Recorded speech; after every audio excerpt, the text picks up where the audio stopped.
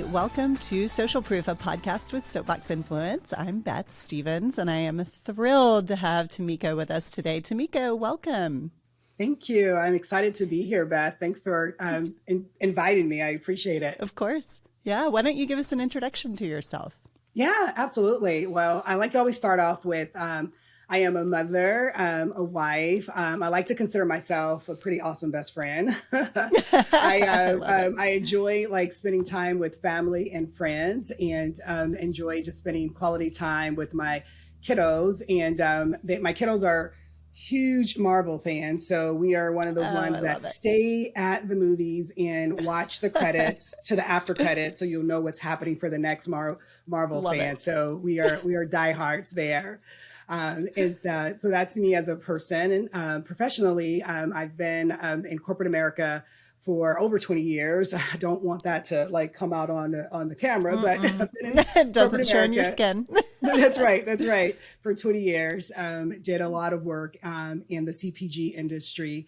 Worked for both Target, PepsiCo, had some really great experiences there before moving over to what I'm really truly passionate about, which is working for NextUp as their chief operating officer, which is all about advancing women in the workplace. And so it's so funny because I used to do this work for free because I used to do it when I was working for PepsiCo. I used to work and volunteer in the regions and be an ambassador. So now being on the other side is really refreshing and rewarding, and I enjoy that. So I'm originally from California. Perfect. I grew up, in sunny California, and now I'm in Texas, which is so funny that I moved from one coast to the next because I never thought that I would do that. But born and raised in California, Southern Cal, on the opposite side of the track. So when most people think of California, they think of the beautiful beaches and things like that. I wasn't on that side. That was not where I came from. Right, I graduated from Crenshaw High School. I was in what people would consider, well, actually, it truly is the top 10 worst places to live right now. Oh, gosh. Let alone raise a family, right? So I don't know how I survived it,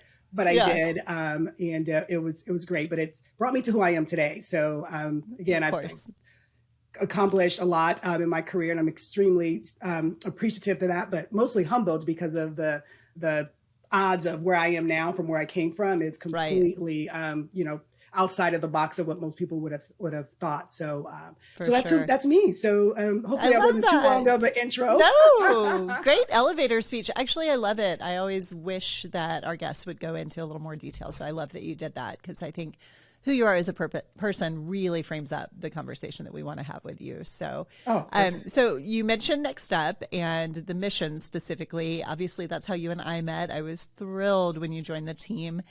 We've been very involved as an organization with NextUp, both here in Northwest Arkansas and then at the national level. So dig into that just a little bit more for those who are not familiar with NextUp and its work.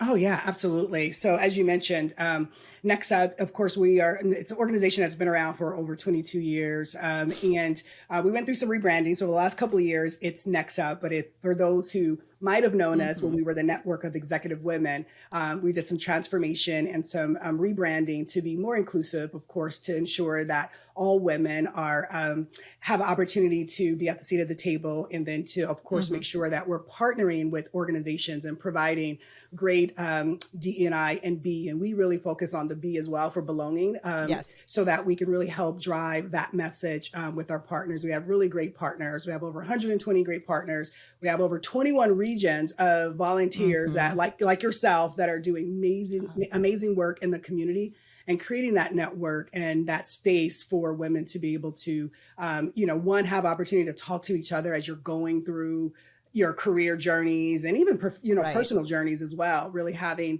that support there. And then also for our male allies, I was really big on the rebranding, was really about like, how do we make sure our male allies, our women of color, our LGBTQ community really feel included. And so that was really about this rebranding, where it's just not a network for executive women, it's a network for women and our male allies to really help champion the message of the acceleration for women in the workplace. I love that. I thought the rebranding was so critical and watched it. I was really riveted by that entire process, because I think previously, there was that misconception that, right, this is network of executive women, so it's only networking, it's only executives, and it's only for women, which is very, very much not the case. And so I think the new branding has just really opened up the organization and helped, I think, all of the regions lean into the important work that we're doing. And there's also been a little bit of a shift because the organization started really focused on the CPG and retail industry, but has evolved in recent years to include, I believe it's the finance and tech sectors. Is that right? Correct. Yes. Yeah. Finance, tech. Yeah. That's our goal, is that we want to have a broader reach, right? It was born out of necessity. We're still here, which is, also an opportunity too, right? But that's the whole mission and drive, right? But definitely, and I give kudos to our founders because, again, like, to be able to be around for that long and have 21 regions, right? It's really it's a need, but it was a need that they were so just like innovational, right? During that time, right? To say, like, let's get together, let's figure out how do we create community and network.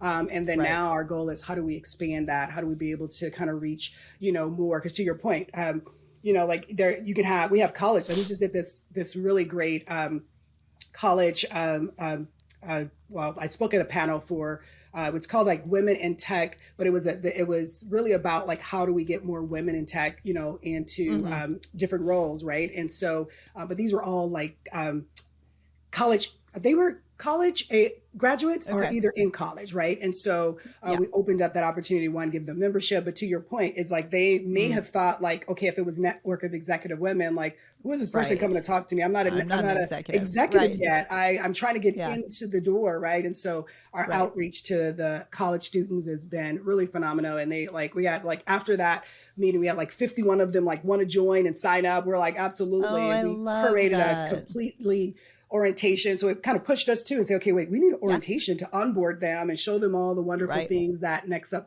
has to offer. So it's just that whole transformational side that comes with the rebranding as well. I love that. Yeah. Well, and you and I will see one another in Seattle here in a few short weeks as well. That's right. I'll be speaking. I believe you're joining for one of the regions, the Pacific Northwest region. Ironically, my 18-year-old daughter lives there in Seattle, so she's coming to the event. Oh, that's awesome. Kind of I love that. Yeah. Recruiting some of her friends locally. And, many of them are in fields that are completely unrelated to the corporate sector, more environmental sciences and forestry and sustainability. But she has kind of, I think this is actually kind of a fun segue into some questions I want to ask you. She has really, been around me for years and years building a business. And that's been, just that observation has been a huge part of her education. And I think that's an opportunity for NextUp. The more we can recruit Gen Z into the organization, the whole point is that we're advancing, which is why I love that keyword in the mission. We're advancing women and helping them in their career and, helping them get to the places they want to be where they can have impact on other women and men across their careers. So, Absolutely. Talk a little bit about that, because I think one of the things that you and I really connected on in Chicago, I think, was just this idea of, to oversimplify, paying it forward, right? That's right. Knowing that we're only where we are, we only have the jobs that we have because of others supporting and elevating and pushing us forward when we probably weren't qualified. And I think that's what I'm so passionate about within NextUp is, you get to kind of pay that back and pay that forward. So can you dig into that personally a little bit? Yeah, absolutely. I mean, that's always been kind of my mantra as well, right? Which I think is why we truly connected on that, right? Is because, when you don't have an example of that, right? Again, for myself, growing up in South Central LA, and being, the first in my family to go to college and then get a master's and then go to Harvard, all those things, I never saw anybody do that, right? Like for me, it was like, go get a trade. And then most of the women in my family were like CNNs, and then they became RNs and became a nurse because it was an easy pathway of doing trade work and then getting into a professional career, which was rewarding, but not seeing that. Not seeing like, okay, going to college and doing those things. So I didn't have any of that as an example. So I was kind of creating a lot of that on my own and making mistakes and things in that nature. And so for me, it was big on like once I still haven't made it. Nobody's really made it, right? So, yeah, let me know when we do. Exactly, right. But when I got to a point where I started to become a little bit more secure, I should say, in myself, I thought, you know what, like, right. I don't want anybody to have to go through the same challenges that I went through. And if I can make that difference and say, like, don't go through that door. When you stumble on here's some things that you can do differently, or just be that voice to where you need to have some, to vent and have somebody that you can put some sound bites out there for you. Was so crucial for me. So I've always started the volunteer, which is how I landed on the network of executive women new at that time before NextUp. How I landed there. And what I love about our programs as well, we have this one program that's called Rising Stars that NextUp does. And we bring in all these junior level managers. And actually, I really love the fact that this one participant, she connected with me there. I did a keynote there. She connected with me there. She connected me on LinkedIn. She kept asking, and she was like, I really want to connect. I was like, and I love that. And I ended up, I'm like, okay, you know what? You now have a mentee. Like, I will connect with you. And I told my admin, I was like, just go ahead and put every 4 weeks for her and I, every 4 to 6 weeks for us to connect. Because again, it's someone that's needs that. And who am I to say no, I'm like, I will carve out the time. And I can't do it for everybody, right? But carving out that time to make that happen. And so for me, it's so important to pay it forward, because when you do, it's not only rewarding for yourself, it's a feel good, but you learn so much, and it really helps with reverse mentoring. Because I'll be honest with you, I learned so much during the times of mentoring as well, more than the mentee probably knows. And I always tell them that, they're like, oh, I'm like, no, really, like, you're teaching me some things, because I need to know this. And like you, Beth, my daughter's in 12th grade this year. So she's 16 turning 17. So I have a youngster too, listening to her and providing, her some guidance and suggestions. But she too comes back and say, well, Mommy, what about this? Have you thought about that? And I'm like, well, okay, that's good, right? It challenges your thinking, right? So, so I love it. It's what we should do, right? As women, it is. You and I talked about this, is that we always want to say we need our male allies, which we do, right? Male allies are so important, but we also need women to support women. How do we do those things and make sure, if I am the only one on the table, I should really be advocating to figure out how do I get another up there and pull it through. So that's really big and huge for me as well. I love that. And I think it was so interesting to hear you dig into mentoring. And I started my career actually at Big Brothers Big Sisters in a mentoring organization. And so I think that really stayed with me, because at the time I was young and, mid-20s, and my mentee was 12 and came from a very troubled home, extremely troubled home. And just the things that I learned from her and her perspective and her questions really, I think just, stopped me a number of times from thinking that I had it all figured out for sure. And that desire to have that kind of back and forth mentoring has been something that's been really important to me. I learned so much from our team. They are completely amazing. And sometimes I feel very lucky to just be at the table, because I'm over here 45 with this team of, nobody's really over 35. They're all, about 22 to 35. And it's just really cool and really fun. So the kind of topic of social proof, which I think is just a perfect alignment with everything we've talked about already, is we're obviously an agency in the social media and the influencer marketing world. And so what we like to do with our guests is kind of understand how they view influence, because a lot of times this arena of influencer marketing can get a very bad rap. It can, be perceived as very superficial, or all sorts of things. We always like to joke about the account influencers in the wild and all the, horrifying things that are going on. Also amusing. But influence is a really interesting topic that I think blends nicely with mentoring. And it's this idea of, someone who has influence has the microphone, right? They have the attention of others. And so with that comes great responsibility. So I would love for you to dig into how you view influence and who influences and impacts you. Yeah, no, that's a really great question. That's a really great question, because we talk that with my kiddos. Also have a 12-year-old son as well. And we talk about I believe influence, to your point, it's whatever platform that you're on, right? A lot of times people think that you have to be this grand person. You have this, you're on stage talking to, hundreds of thousands of people, then you have influence. No, you have influence in your immediate circle. You have influence with your friends. You have influence at every level that you are. So for me, I've always looked at it as whatever platform I have the ability to, whatever I say can influence someone else, especially in leadership. And I had some really big leadership roles when I worked for the different organizations before becoming nonprofit. So I was very conscious of that, is that what I say matters, right? Because that's what people will either do or perceive, of me. So being very intentional in what I say and what I think about. And then two, just really knowing that, influence is, and I always tell my kiddos this, is that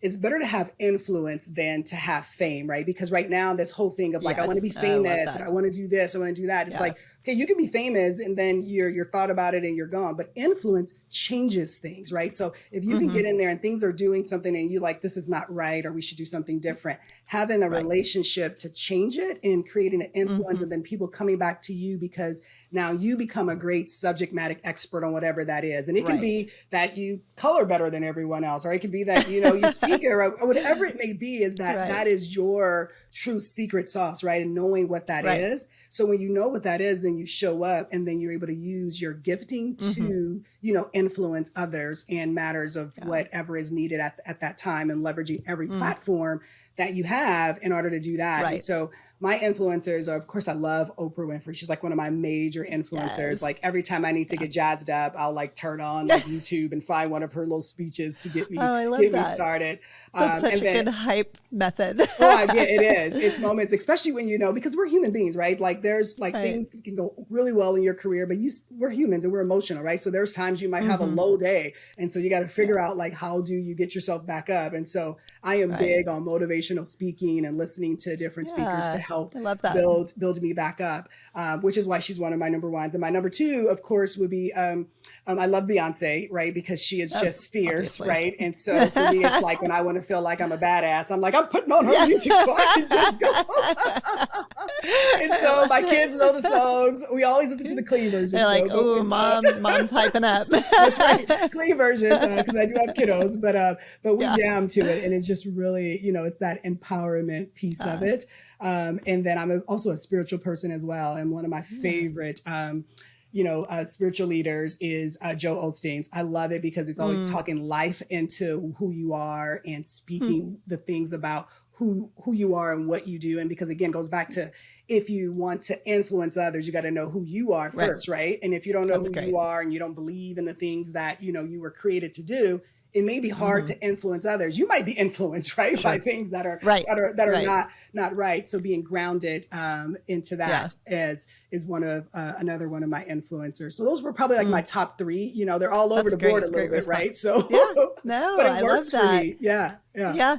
Well, that's neat. I mean, I think that's what's interesting as well. That's why these answers are always so intriguing to me, because they go from celebrities to everyday people, which. That's exactly it. You kind of collect these individuals, and in terms of social media, a lot of times we tune into those individuals, or, we track them down on YouTube or whatever the case may be, because we're seeking more of what they have to say. And you said two things that I thought were really fun. I wanted to dig back into. One was on the idea of subject matter expertise, and the other was around the idea of what you said about Joel Osteen and kind of knowing who you are before you attempt to influence others. And that's a conversation that Emma on our team and others I've had recently, where I think, this self-awareness and this ability to kind of lean in and be comfortable with yourself is something that I think is becoming increasingly uncommon.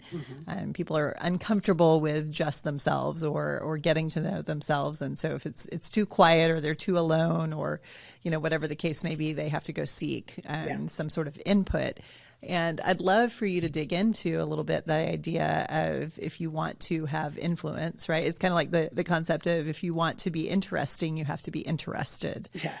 So can you talk just a little bit more about that thought process? Yeah, no, absolutely. I think that's a really good one, because I think it goes back to, we've all heard the theme imposter syndrome and all these little different things, right? To say, okay, who am I, and am I being influenced and told I should be this, and especially now, Right. even more so for, like, to your point earlier with social media, it's like, do I need to look Right. this way, dress this way, act this way, Right. and all those things? And so if you spend too much time on it, you might start to think, do I need to do all these different things if you're, to your point earlier, not comfortable with who you are. Right. And it happens and it shows up a lot. And I'll be honest with you, like, I Sure. went through those moments early in my career as a leader where, Right. especially being a woman of color. And I had this, again, coming from South Central LA, graduated from Crenshaw High School.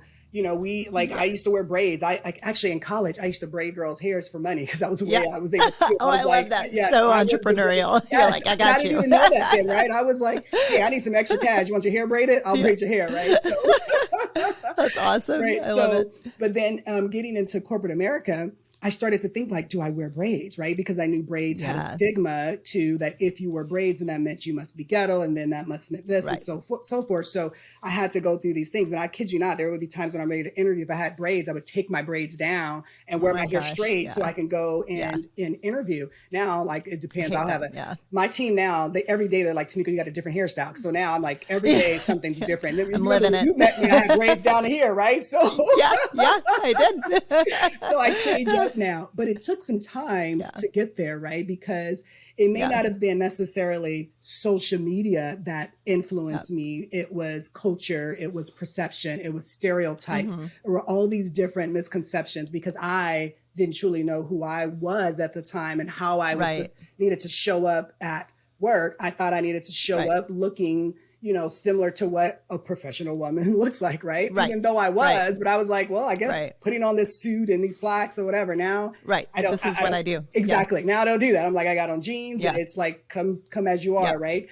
So I think that's part of it, is really being able to, like, know who you are. And then what we talked about earlier is influencing, the younger generation to be comfortable with that. Because if I tell my story and I say, like, look, I struggled with this too. I didn't know if I wanted to wear braids and I got a promotion. And even when I got promoted from like a director into a senior director role, I still struggled with it. I was like, okay, should I go in? And I was like, no, I'm going to go. And I had to push myself to say, no, this is you show up, this is how you are, and as long as they look good, you go. If it's time to take the braids down, that's a whole different story. Sure. But different story. I'm not taking them down just because I need to change, a look, and because I'm to suit someone else. To suit someone else. And you know what or the their true perception driver of that is? It's fear, right? What drives us there is truly fear. And it's like, okay, what am I afraid of? I'm afraid of being what, right? And that's how I got to the conclusion of, I was afraid of being stereotyped. I was afraid of being,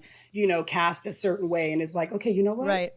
What would make the difference? If a person's going to stereotype me, they're going to do it no matter what. If I came in with braids or I came with my hair straight, and just pushing through that was, I think, the biggest change for me. And then it was like, it didn't matter. Nobody said anything. I was like, what? It turns out it's okay. For, right?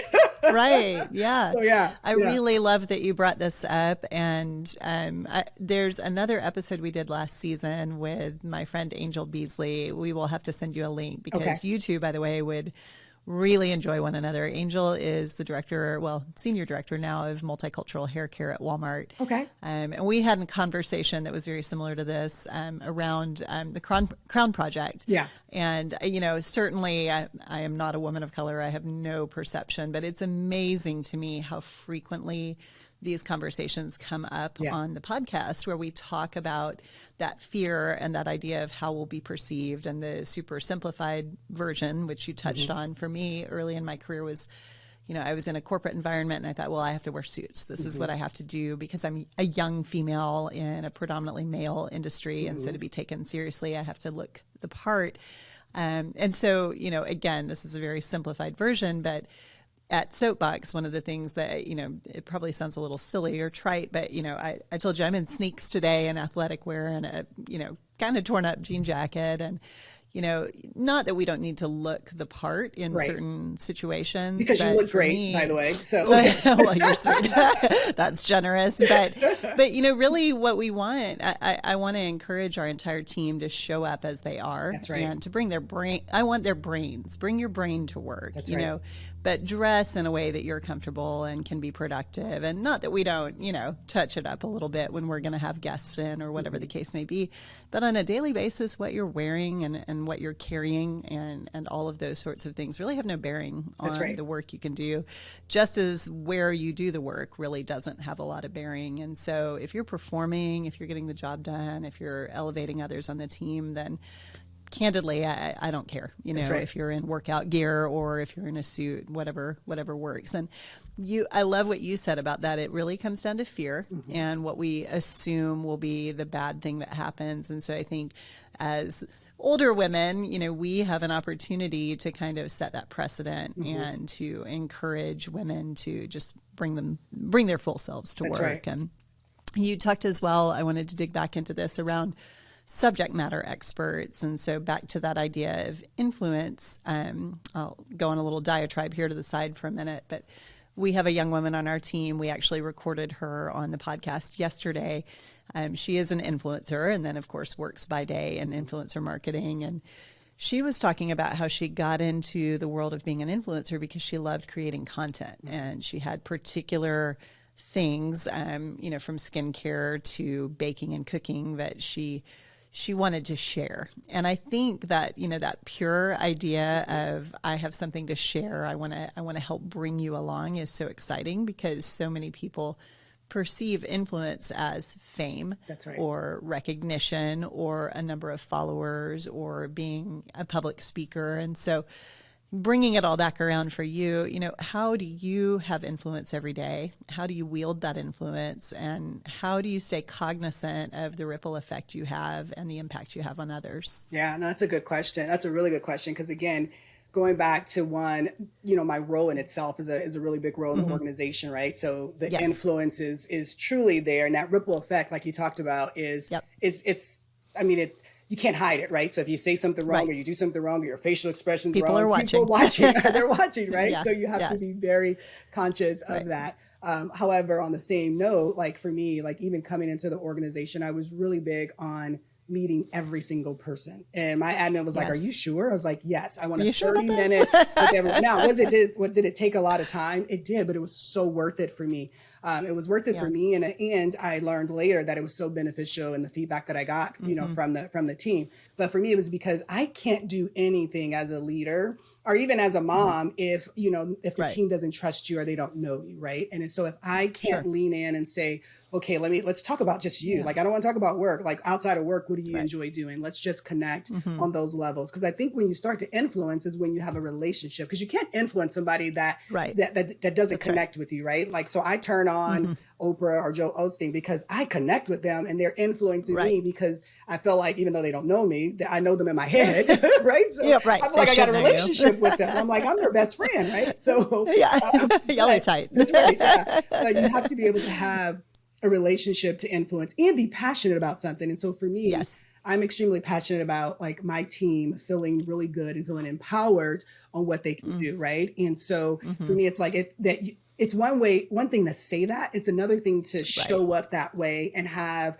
the relationships to be able to cultivate that type of relationship and creating that open door policy. Right. And I did that at every organization I was with. And like for birthdays and things like that, I am very intentional. I'm like, I tell my admin, put everybody's birthday, puts everybody's anniversry on my calendar. And I used to send out personal cards, but I got so many employees now. So now I make sure I do personal emails. But I do, and I'm very intentional on that because I know I have a level of influence that even though they have a direct manager that they report into, that I'm still, someone that, like they don't see every day. But so if I do say something or do something, they're either going to go, "Oh, she's off," or, "Oh my God, I want to get behind her." Right. And so I want I want to get behind. And I know it's important. You're only as successful as your team. Right. So what you were saying is like, show up the way you are. I want you to bring your creativity, there. And so if I'm cultivating that relationship and I'm driving that,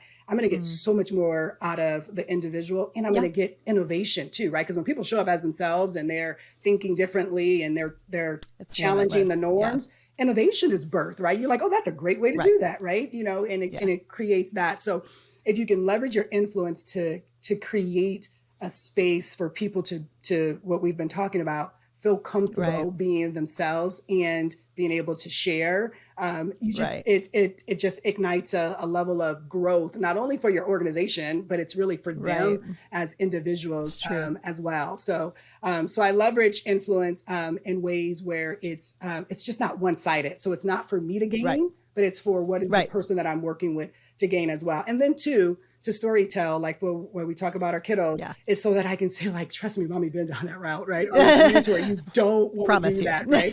You know, and so it's like, so leveraging in those ways as well. But influence is, in my mind, it's one of the things that, and I think you said this earlier, is that people get so, caught up on it and think that it needs to be monetized, right? It's like, if I have influence, I need to monetize it, right? And I love what you said about the young lady that works with you. It's like, no, I love this soap and I think it works really well. So what the baking or the things she's doing. Yeah.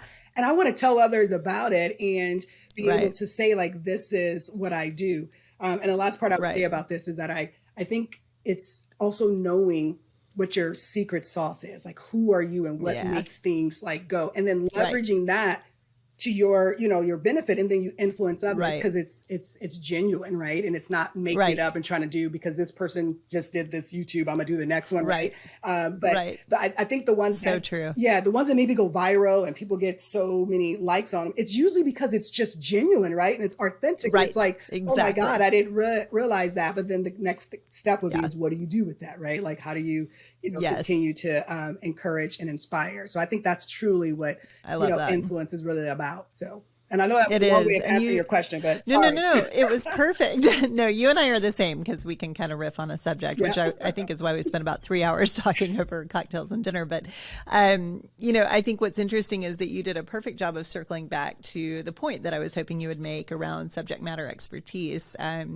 Because, again, when you lean into that special sauce, or you lean into that thing that makes you distinct, instead of trying to be whatever you perceive, society or those around you want to be, that's where the cool stuff happens. And, I, for one, spent a long time, I think, in life and in my career almost trying to, I am high energy, right? I bounce off the walls. I am excited. I wave my hands. I knock stuff over. And, I'm very genuinely enthusiastic. And so much like wearing those suits, right? Or even the hair thing, like, for a long time, I would try to kind of streamline and, okay, you got to be more professional. You got to be more buttoned up. You got to straighten your hair. You got to tone it down, Beth, right? And what I've learned is that where I've had the most success and where people really lean in and want to partner with me, whether it's clients or our team or, on a personal level, is when they buy into that energy and that true self. And so I think cool advice that you gave there for anyone who wants to have influence, whether as a profession or just in day-to-day life, which is what we're kind of getting at here. No, it's so funny. We're very similar. So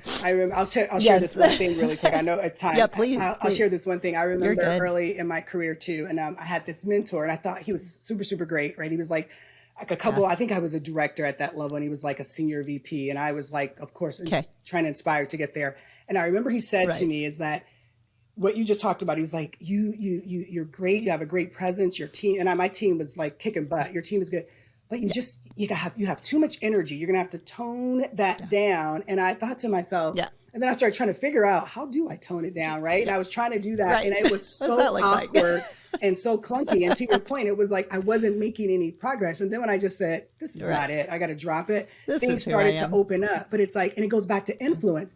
He had influence over me, and he told me something about myself and he probably didn't realize that it was going to be that detrimental, but it really like started to make me question who I was. Right. So it goes back to as a leader and as a person, influence, thinking through, like, what are you saying to people that can change their trajectory of how they see themselves and where they need to go? Like, is that, like, are you putting me in a box or are you taking me outside the box? And that was putting me in the box, right? And I was like, wait, like, everybody said they like my energy, so maybe I do. Maybe is that the reason why? So influence also it can be turned opposite without you realizing it, as an influencer as well. So it's like, be conscious. I think of that is the point. So I know we're probably wrapping on time because, I'm long-winded. No, so you're okay. Actually, no, you're perfect. I'm actually going to nudge you to dig into two final questions here. So let me, I want to actually play with that a little bit more. I like the point you were just making. I think it's worth digging into, but I'm also going to give you a warning shot, which is my favorite thing to do,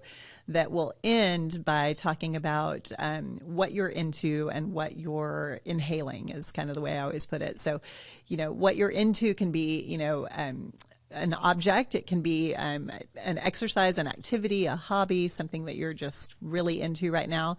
And then what are you kind of inhaling, be it a series, a podcast, a book, some form of content. So we'll end on that. Okay.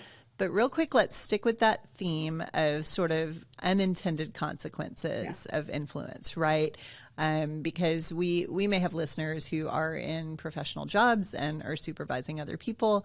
They may not have that level of influence, but they do within their friend group or their peer group or their family. And I really like what you said there about this idea that, we have to be careful you didn't say this, I'm putting words in your mouth, but sort of elevate and encourage versus discourage. And to be a good leader, certainly you have to give tough feedback sometimes. We have to do that as parents. We have to do that in the workplace. So how can you deliver that sort of messaging when you want to tell someone something that's maybe not going to be easy for them to receive, and what you want is for them to become better as a result of it? Yeah, no, that's good. That's good.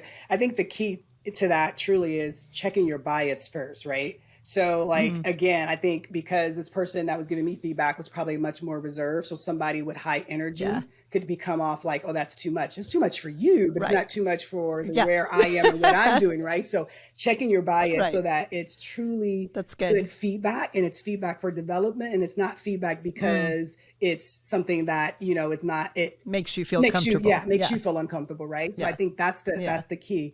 And then if you can check your bias, and it's truly, is feedback that's going to be helpful, right? For where it's, hey, this is going to help you advance in whatever it is that you're doing. I think that that becomes, and then I think the conversation too, but usually because we always say feedback is a gift, right? Which I always say that too. But I remember when I first started getting feedback, and Target was probably the best company. This doesn't feel like a gift, right? And Target was probably the best company that taught me feedback on the spot, where to go. And I was like, this is not nice, right? But then you develop a layer where you're like, okay, thank you for that. Because if I hadn't got that, I wouldn't be able to do it.